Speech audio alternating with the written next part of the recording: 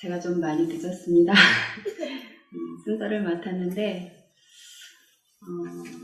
참 정말 도망치고 싶었어요. 그래서 늦은 김에 안 갔으면 좋겠다 하는 생각도 들었지만 투쟁하고 왔습니다. 작년에 저는 연말에 다른 분들은 뭐 새해 계획을 세우고 또 새 결심을 하고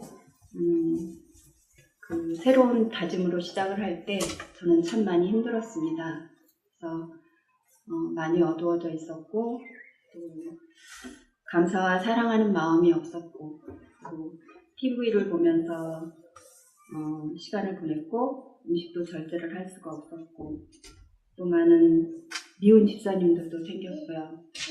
또 제 입에서 한없이 불평불만이 쏟아져 나오는 것을 제가 이러면 안 돼, 나 이러면 안 돼 하면서도 돌이켜지지가 않는 거예요. 그렇게 너무 힘들게 그렇게 있을 때 서기 집사님께서 도르가 직원이 되셨습니다 하고 전화를 하셨어요.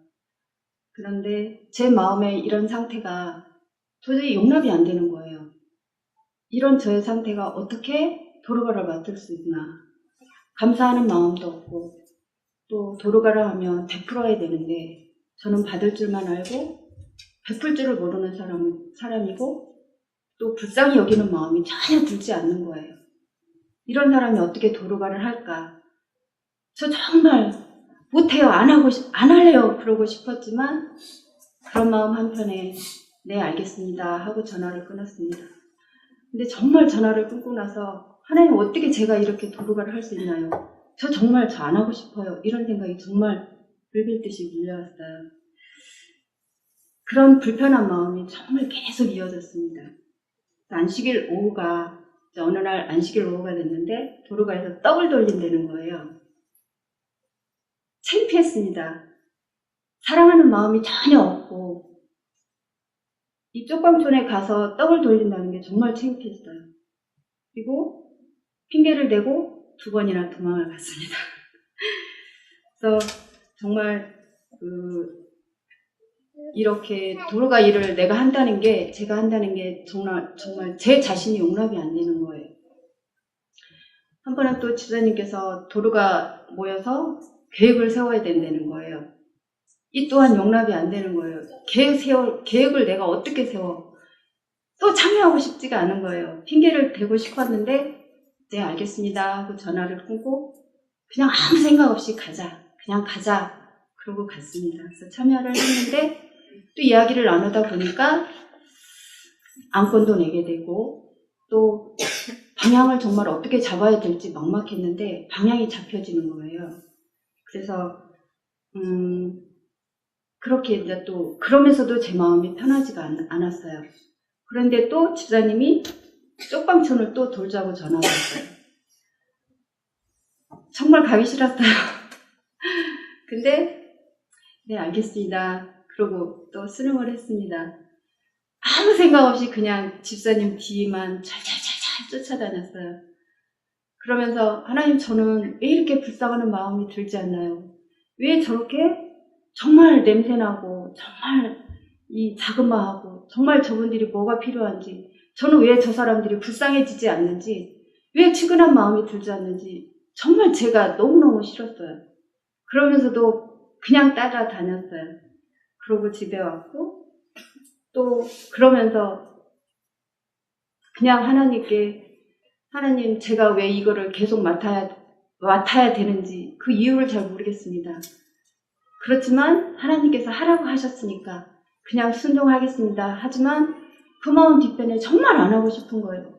내 입에서 아우 나 못하겠습니다. 원장님 저 안 하고 싶어요. 이런 말이 정말 나오고 싶은 거예요. 그래도 꾹꾹 눌러 참고 10년 직원 수련회를 가자고 하는데 집사님께서 선미야 가지? 그러는데 마음으로는 가기 싫어요. 그런 마음이 툭 튀어나오고 싶은 거예요. 근데 네 가요. 그러고 이렇게 말을 하고 가게 됐습니다. 1박 2일을 지내면서 원장님 말씀을 들으면서 제 뒤돌아온 과거를 뒤돌아보게 됐고 또 반성도 하게 됐습니다. 집에 와서 가만히 생각을 해보니까 왠지 모를 기쁨이 있는 거예요. 그리고 도로가를 왜 하라고 하는지 만들지는 모르겠지만 그 이유를 알 것 같은 거예요.